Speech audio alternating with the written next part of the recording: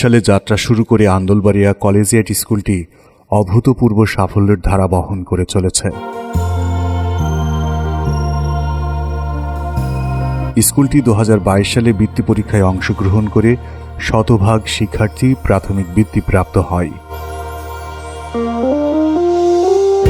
বিদ্যালয়টি রয়েছে উচ্চ শিক্ষিত শিক্ষক মণ্ডলী।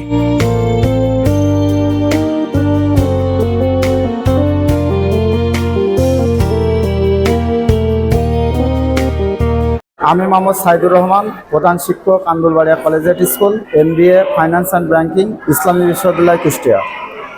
আমি মোহাম্মদ এনামুল হক, আন্দোলবাড়িয়া কলেজিয়েট স্কুল সহকারী প্রধান শিক্ষক, MSc গণিত এবং কলেজ যশোর। আমি শেখ জিয়াদ ইসলাম, MSS রাষ্ট্রবিজ্ঞান। আমি Sharmin Sultana, masters accounting, MM college Jessore. আসসালামু আলাইকুম, আমার নাম মুসাম্মদ আসমা খাতুন, MSS কুষ্টিয়া সরকারি কলেজ।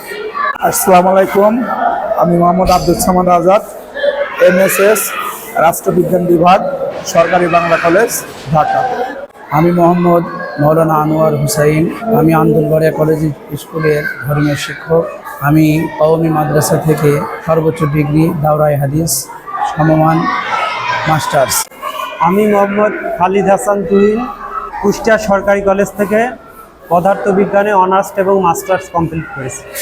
বিদ্যালয়টি আন্দোলবাড়িয়ার প্রাণকেন্দ্রে 4 তলা ভবন বিশিষ্ট। বিদ্যালয়ের সামনেই রয়েছে সুবিশাল খেলার মাঠ আর ভৈরব নদের তটনীর নৈসর্গিক প্রাকৃতিক পরিবেশ।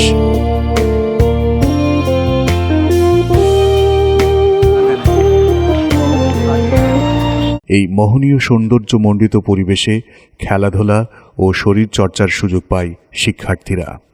এতে করে তাদের শারীরিক ও মানসিক বিকাশ সাধিত হয়।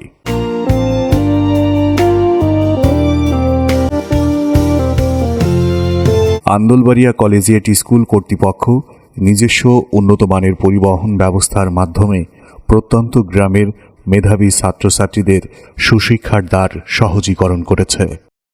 উন্নত পরিবহন ব্যবস্থার কারণে আন্দোলবাড়িয়া সহ আশেপাশের 32টি গ্রামের মেধাবী ও সম্ভ্রান্ত পরিবারের সন্তানরা একই ছাদের নিচে উন্নত পরিবেশে শিক্ষা গ্রহণ করতে পারছে।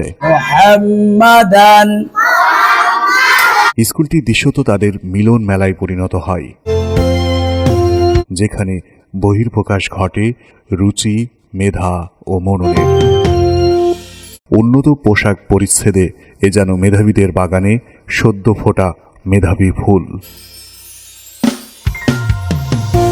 অভিজ্ঞ, সুদক্ষ ও উচ্চশিক্ষিত শিক্ষক মণ্ডলীর সার্বিক তত্ত্বাবধানে স্কুলে শিক্ষা গ্রহণ শেষে ভৈরবের নৈসর্গিক পরিবেশে ছাত্রছাত্রীদের কলকাকলির এই নয়ন জোড়ানো দৃশ্য সত্যি মনোমুগ্ধকর।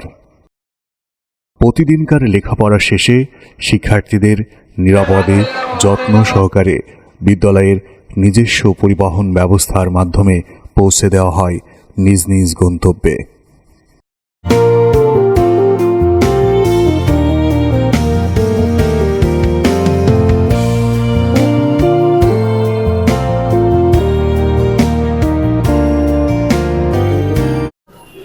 আসসালামু আলাইকুম রহমতুল্লাহ। আন্দোলবাড়িয়া কলেজিয়েট স্কুল এর যাত্রার একটা ব্যাকগ্রাউন্ড আছে।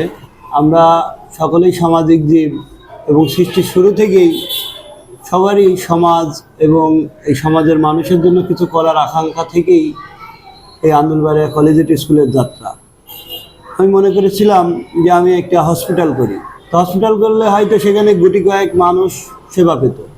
আমি মনে করেছিলাম কিছু বাস্তু সংস্থানের ব্যবস্থা করি, যদি সেটা করতাম তাহলে কিছু মানুষ হয়তো বাস্তু সংস্থানের ব্যবস্থা হতো।